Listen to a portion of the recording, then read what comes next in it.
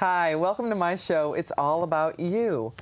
And I'm Joanne Schultz. I'm a coach, professional coach, and I have the fortunate experience tonight to be here with Erica, and she and I are going to have a coaching session that you all get to witness. So, Erica, hello. Hi, Joanne. Thank you for inviting me. Oh, excellent to have you here. Yeah. So, we have a theme for tonight, a focus area, kind of, which I love, called Celebrating Your Success, and why not? Why aren't we? So, why don't you give us all some background on yourself and a little bit about what we're going to talk about? Yeah, I mean, I think when we started talking about coaching and what would be good to break through, and my first book came out in 2007. It was Prospect When You're Happy. I've been a news reporter forever, and I still have a weekly newspaper column. And it seems like I was just kind of shy about it. It's like this book comes out that I wrote, and now I have a new book coming called Get Passionate, Get Leads, about getting authentic. And yet when I think about promoting it or talking about it or going to bookstores, even though I want to be the person that does that, I feel just kind of frozen, or, you know? Yeah, that's very interesting, isn't it? How long have you been thinking about this? Has it been a while? Is it only since the book came out that you've thought about why aren't I out there kind of thing? I mean, I think having a book show up is certainly something that, I mean, it's like a new thing for you to go, what's my reluctance about? I guess so. Because you're so vibrant. I mean, you can tell that right about you right now. Thank you. That it seems sort of unusual. So we'll dive in. Let's figure it out. Yeah, I mean, I think I've always been a writer. I've always been good at writing. I've always gotten rewards and awards and been paid to write. It's always happened for me, since college. I've always had writing and been told, you can write or whatever. And so it's nothing that it's just something that's part of me, like, I think someone was saying their DNA. Yeah. And yet when it comes to saying, this is my book, I was saying things like, and I think I said this to you when you noticed my book, it's something that showed up on a camping trip. Yeah. And I was looking at the bio that I wrote. It's something that showed up on my camping trip. Well, so what? And why is that germane? And how does that tell people what they're going to find out when they read my book? Nothing. It's so downtrodden. It's so... It is. It's so...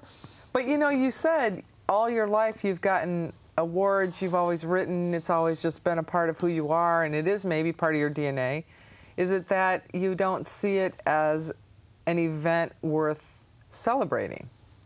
I think, no, well, I mean, when the book came out, it was pretty joyful. I mean, I was really thrilled. Oh, good. Yeah. Yeah. No, it was really exciting. So then what do you think, I mean, you're a mom, right? You got a busy life. You got 3 kids. 6, 7, and 8. Yeah. You've got a horse. When do I sleep? No, that's right. Sleep's overrated. You probably, take care of your family and all that entails, and kids and homework and all kinds of finding personal time, finding time to write. I mean, all of these things. So now you produce this book. You really love doing the process, and you produce a really good book. You felt really joyous about it. Right. Then what do you think is the overall hesitancy about doing the next step? What comes to mind for you? Well, this brings me back to when I first started talking to publishers. And I had several publishing opportunities. I had several ways I could have gone. And one of the publishers is a really well-known New York publisher, and they were talking to me about my national marketing plan. And I just freaked. I went, I'm not doing a national marketing plan, And then it was so funny. It was like, well, you can do radio nationally from your, couch or wherever there's a phone. And I started looking at what would I give up if I got really successful. Or what would I don't want to travel because of my kids, or I don't. Right. And then it was so funny. After this, that brings to mind, I was in Seattle for a workshop, and I was checking out of my hotel, and this woman in front of me with her little kid was there, and she was doing a book tour. and with her kid there and her husband, and they just went to Seattle and they made it like fun. And she went to all the bookstores, and I went, Right. oh, I could be a mom and have a really good book, have a book that really reaches a lot of people. Oh. And I think that was an aha, but it was kind of late. And then now I have a new book coming. And so I think my intention of getting with you was like to say, okay, let's just blow this open. Yes, Let's absolutely. somehow let in, if people want to see the book, let them. Yeah. You know? What am I scared of? I still feel scared about it. Well, it's not, if I'm reading between the lines, there's a couple things. One is the success itself and how it will disrupt your life. And also just even before you get to that part, maybe the process of, do I have to do it? Can I do it my way?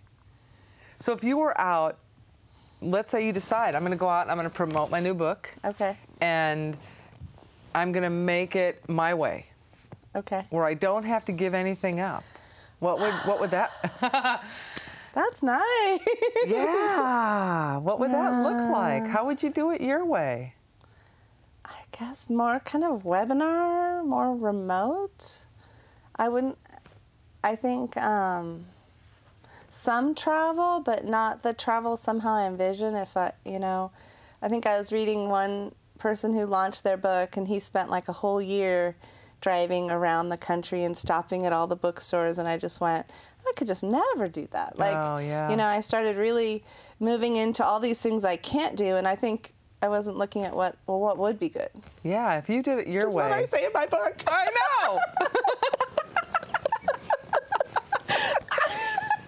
Yeah, so maybe there's something there too, I huh? have to read my own book. Because it's true, you should do it your way. Okay, read your own book. Thank you. But I think too that, I mean, just the prospect when you're happy, I mean, it's to me it sounds very organic. It does not sound linear at all. Right. It doesn't say prospect, every Friday afternoon for 3 hours, It says when you're happy. So when you feel good. So if you took an organic process to your process of promoting your book and said, I'm going to do it so I enjoy it. Right. Build it around my life. Yeah. Build it in to my life. Or talk to radio producers I like. Yes. I had this one NPR interview, and the guy was so, choppy and angry about stuff. And I'm like, why am I talking to this man, And I think maybe there's just go to the people that I connect with, or if I talk to a producer and I don't like them, just don't be on their show. Be on the producer's shows that are going to uplift or are going to get it or are going to, be synergistic. Right. That's Instead of just saying, oh, I'll have to take anything because media coverage is coverage or whatever. Yeah, and I think that brings up a couple other pieces to think about too, is that, who is going to really benefit from reading your book? What kind of people? And where are those people? So if I liked your book and I'm sitting here looking like this, doing this, right, then where am I going to be hanging out? Whole Where am I, Foods. Maybe, Whole yeah. Whole no, Foods, I'm that's just right. saying Yeah. Whole Foods, Whole Foods. I mean, that's my tribe, or that's how I grew up. Or a workout studio. I did get some spas that wanted to carry it. I did. I got maybe 2 or 3, but maybe I should have promoted it because it was the book says, go into a good place, take care of yourself, and then build your business, or come out of that space of power and so a couple of spas carried it just for fun. They bought copies and put it at their front, but I didn't really keep going with that. That I should have just talking to the spa ladies. They were fun. Yeah. The owners. Yeah. They were also healthy. You can do kind of perks, kind of thing. Like, well, don't pay me to speak, but I'll just take half off on your massage. Yeah. Or a massage. I know people that do that. Yeah. I mean, absolutely. Yeah. Wouldn't that be fun? Professional speakers who... I'm just going to do a day spa tour. Well, and look where you live. You live right in the heart of... I mean, you're in California, for God's sakes, the Bay Area. I never thought about things like that. Organic. Do an organic approach. Plus, the best message in you choosing where you decide to be prospecting when you're happy Right. is the message that people will, is a second layer that people will get.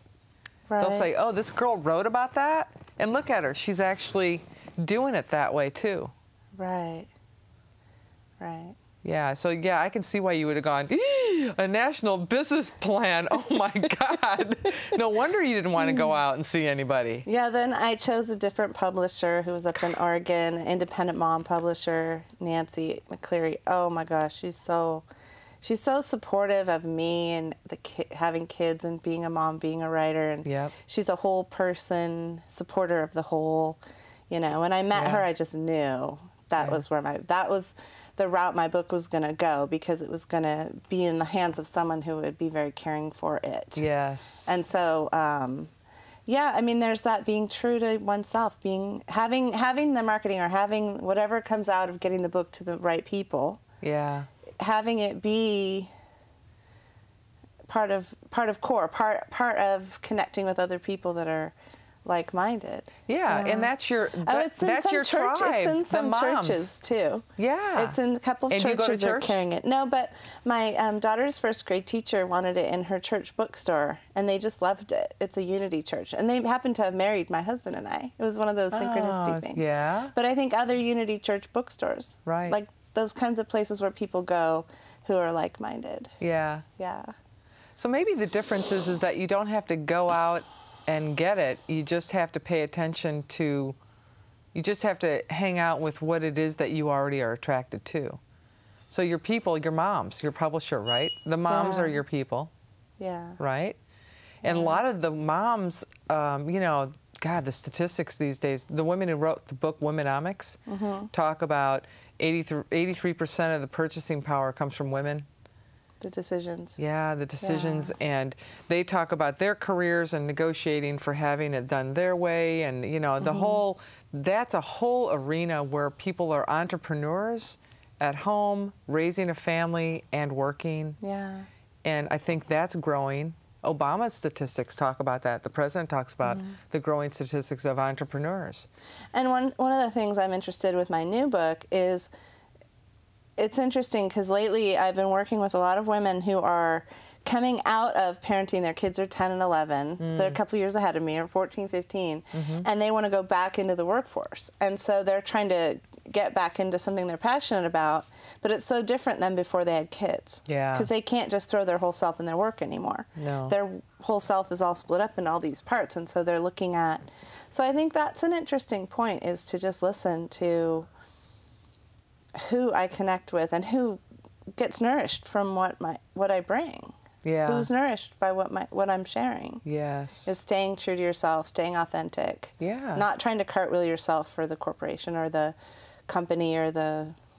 No, there's people that work in those corporations that will want your message, not necessarily the whole organization. Oh, yeah. You know? Yeah. But I think that you have actually done some of that. Maybe it's also a matter of looking where you've actually done some, like the spas and the church and the, you know, your daughter's Who liked teacher. my book already. Yeah, my first book. And then going a little bit deeper with that group. Yeah. To say, where are the like groups, and also where can this group refer me to? Because you've already done some of that. So you don't necessarily have to go out and find 50 more. Maybe you just have to do more depth with the 10 that you have. I got brought in by a woman who does a lot of work on dreams and living your dream. And she hired me to moderate one of her groups while her moderator was on break for a couple months. Yeah. And her group, I liked her group. But then I kind of fell apart from it or something.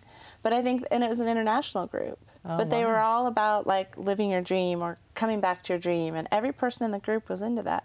And Oh, that's funny wow, because yeah. I kind of did start with that. And then I didn't stay with it. Yeah. I know. I was just in Prague for the Women's Leadership Conference, and I had a conversation with a woman from the Czech Republic who is a manager in a corporation, and we stumbled into this short conversation about that she's dealing with people all the time that can't find their purpose in life. Right. And I said, oh, yeah, all the time All in the time. the U.S. She said, really? I said, oh, it's everywhere. It's rampant. She says, I said, and she says, well, if you don't have, I can see the economy because now the U.S. not as much money. I said, money or no money, people go through it. Yeah. Yeah. Yeah. So I think that is another place for this to go, is people who are really searching, like the transition from my kids don't need me as much anymore to people who want to start building a plan for themselves out of not knowing. Yes. And want to get to knowing again. Yeah. Yeah, I love that niche. I do. Yeah. I love helping people get to where they know who they are again. You know. That's so funny. And you can do it your way. Yeah, I think I kept looking outside of me. You know, you'll read, how do you promote your book, or you'll look at these lists of things other people have done and I kept feeling really around a lot of it. And maybe it's because I'm just not going to do it that way. Yeah. Well, that's a clue. Yeah, I would pay attention to that. When you're happy. Yeah, for example. Yeah. Live your work, girl. Yeah. Yeah, or give yourself permission to. You probably are pretty, I mean, you know journalism. I mean, you know the structure of all of how, you know, the mechanics, and it served you really well. You knew how to go out and get a publisher, you know how to write, you know, all that. But now, now is where your path is diverging. Yeah. Yeah. Opening it up. Yeah. To finding the right people, connecting with people that I like, connecting with people that will benefit from the gift. People who will be happy to support the lifestyle that you have around family. Yeah. And then you could also do some traditional things and take your kids and your husband off on a book tour. Yeah, every time I go into like a trance and kind of ask my whatevers to show me a vision of me, I do see myself reading to groups. And then lately I've been seeing myself reading to groups of children. So I'm pretty sure there's some children's books that want to come in. And I'm thinking I'll work on them maybe with my kids. Yeah. So I'm not going to stop doing the adult, you know, the self-help stuff that's so much fun for me. Yeah. But I think there's some kids stuff coming that wants to come out about children and animals and children. Something. Kids are really good at gravitating toward what they like that makes them happy. Yeah. Compared to, you know, we get that conditioned out of us or something as adults. Yeah, one I was thinking about for my daughter Isabel. My other kids like all these different things, but my daughter Isabel just likes to like play.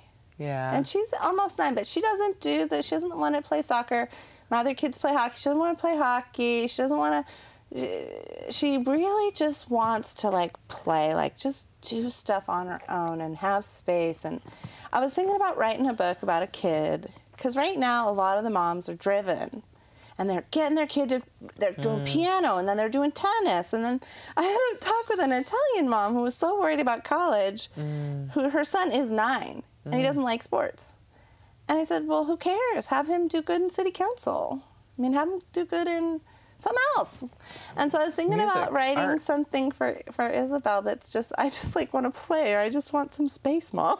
Yeah. You know, I just want to be a kid and not have to take all these lessons and do things every single hour. Oh, man. Because the kids right now are really being, every minute they're told what they have to do. Right. In some cultures. Right. So but see, that's a really nice example of you listening to your inner voice. Yeah. And that inner voice is there for promoting your book, or not. I mean, maybe your inner voice actually in this prior time period with the first book was really not about promoting the book, because how old were your kids when you wrote this? Right, they were pretty young. They were still like around 2, 5, 3, 4. Yeah, under 5. 5. Yeah. That's really a handful, isn't it? To have done something differently. Not to say that you couldn't. I wrote it from 4 to 7 in the mornings. That's when I write before they get up. Wow. Yeah. That's when I do all my writing, because my mind's clear, everything's fresh. Yeah. I can hear. I'm not all bombarded with, I have to. Yeah, that critic. Yeah, that monkey mind. Yeah. The so chatter. Those mornings, it's not quite as loud. Yeah. So I can, and even now to write, I have to take critical mind that keeps saying, why are you even doing this book? I still have to push that and say, excuse me, this is my writing, and who cares if it's good because it's coming. Yeah. I still have to do that. And then I have a big thing I put up on my thing. I says, take imperfect action. so that I'll do something. So I'll write my next book instead of waiting for the perfect book to come, you know. Wow, that's really, what a gift you have, that you can write from 4 to 7 and a book comes out of you. That's wonderful. But I mean, I also appreciate that there's a discipline to writing. Yeah. That you still have to produce a bunch of words to get a book. It's like photographers have to shoot a lot to get a decent photo, you know. You still have to go for the volume. Yeah. Yeah. Yeah. That's good. So organic. You're going to take it, you're going to do it your way. I'll lay there and I'll be like, okay, what concept am I going to talk about today in my book? Or, you know, what concept is really pressing in me that needs to come out? Yeah. And then I'll just let the words just kind of happen. And then some days I won't write a whole new chapter. I'll just go back and fuss on another chapter and build it up better. You know, it's different energy. Editing is different energy. Yeah. It's different critical mind a little bit. And then I don't worry at all. I just keep writing until I get at least like 20, 25,000 words. And then I'll go back in and edit. Because I don't want to worry about cohesiveness. I'm just going to let chapters show up. And then I'll go back and tie it and tighten it and chapter it. And then like on this one, well, this might mess up the, sorry, producers. But I'll go in and pull the key things for each little chapter. And that's way later. Like, that's way later. Right. That's after I've done everything. Yeah. And then I'll go in and kind of try to tighten it and, like, wrap it all up together so it works. Right. And see if there's something that's kind of sticking out that needs to go. So I wonder if you could do the same process now. I'm back to, like, the overlay, looking at what you do and then overlaying it for deciding how you're going to promote this new book. Right. Is if you can't, if you're kind of have these tentacles out, looking where the people are, and then tightening up where you're actually going to put your focus. Like brainstorm, take brainstorms and go, there's a group called City Mommy. It's a whole bunch of moms in San Francisco. Yeah. And I'm on their list, but I'm not real active with them. And then there's the Zing group, which is kind of a kooky international group that I like. And then the Dreamers, Amazing Dreamers. And then there's a whole group that, through one of my friends, Matthew Ferry, all of his friends, there's that whole group. Yeah, yeah. There's a whole bunch of different groups. So looking at what, you know, what's the commonality there so you can continue to cultivate those groups and look for similar groups. Yeah. Looking at your patterns, like bringing your keynote up on a chapter, right? You know, kind of tying in what's the pattern. So you've got the different kinds of groups, and they're your people. They're not who you should be with. There might be some shoulds in there. You could have a should category. Yeah. These are my linear people. I need to go see them too. But I really want to hang out with the Whole Foods people. Yeah. Because I love it when there's just a book there or like a set of cards or something. I just love it when those things are sitting there in the... You know, it's funny, there was this funky little store up in Santa Cruz Mountains, and they had like one book by someone who lived in the mountains. And, you know, my gut was to try to talk to the owner to see, because I thought my book would do really well there in that community. And then, it was like there was some gate, you know, and I don't remember what happened. And it turned out the way to really get in his heart was to bring the container. Oh, that held the book? Yeah.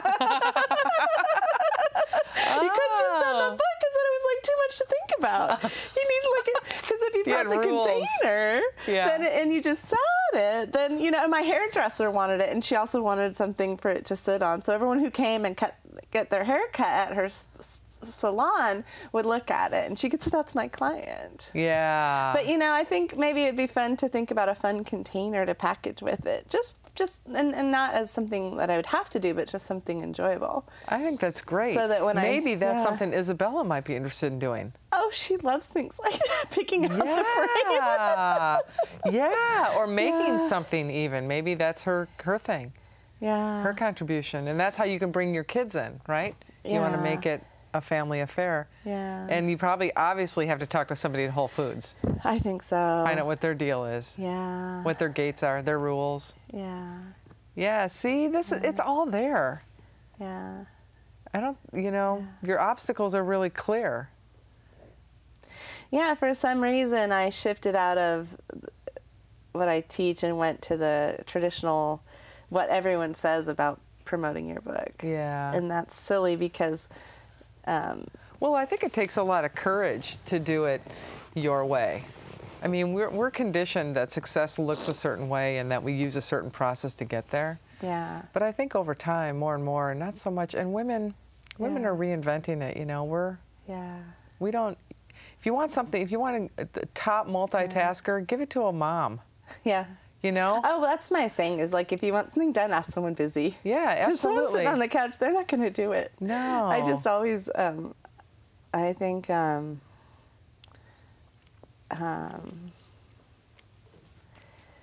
know, it's really funny because even the thought of it being like at Whole Foods makes me feel happy. Yeah. Or even those little funny little mountain stores. Like there's another store when we go camping, there's a little store. That'd be nice if it were there. Yeah. Like, because if I'm reaching out, it's so amazing. Writers are really funny. They're so happy if like 2 people are touched by their book. Yeah. Like they don't need lots of money. They really just need to be told that what they did made someone feel good, or what they did, you know? You're right. Like that's like cosmic pay. You know, Totally. it's worth millions. You know? Well, we've got to wrap up. This has Okay. been really great having you here. Yeah. I love your energy, and I love just this whole organic process. So we covered a lot of ground. What are you walking away with for you? Got about a few minutes, or you got about a minute probably? I just think that it's looking at the whole picture of where it would be fun to share my books, where my gifts should be, where they feel good being shared, and then just going with it. Yeah. Just letting that be, you know, like just letting it naturally happen. And maybe my spa lady, I asked her, is there a group of spa owners that all talk? Yeah. Can you let them know if it worked for you? And just having them help, but through that, I think that the word you said a lot was organic, and that really struck a chord. All right. Well, good luck. Yeah. And Isabella making containers. So thanks again, Erica, for being here. Thank you all for joining us. We had a really good time, and we'll see you next time on It's All About You. Good night.